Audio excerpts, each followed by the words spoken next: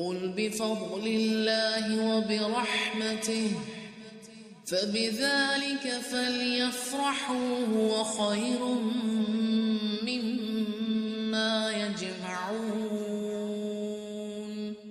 اب آگے علمی جہاد کی طرف توجہ دلائی جا رہی ہے، کیونکہ دوسرے جہاد میں ہر ایک تو نہیں جائے گا، اور آج کے دور کی ضرورت یہی جہاد ہے، اور مسلمانوں کو یہ نہیں چاہیے تھا کہ سب کے سب نکل کھڑے ہوں۔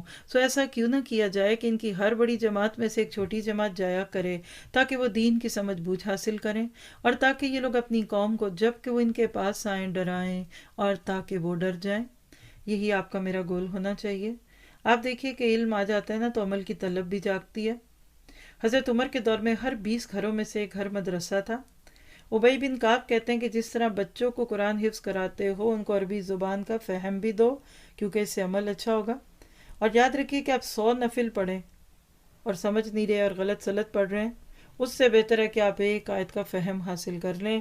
آج کے دور کی ضرورت ہے، گھر گھر سے لوگ نکلیں، دین سیکھیں، تجربے کریں، اور اس کے بعد پھر اس کو لے کر اپنے اپنے علاقوں میں پھیل جائیں، چاہے کچی بستیوں میں جانا پڑے یا آپ کو ڈیفینس اور کلفٹن میں جانا پڑے۔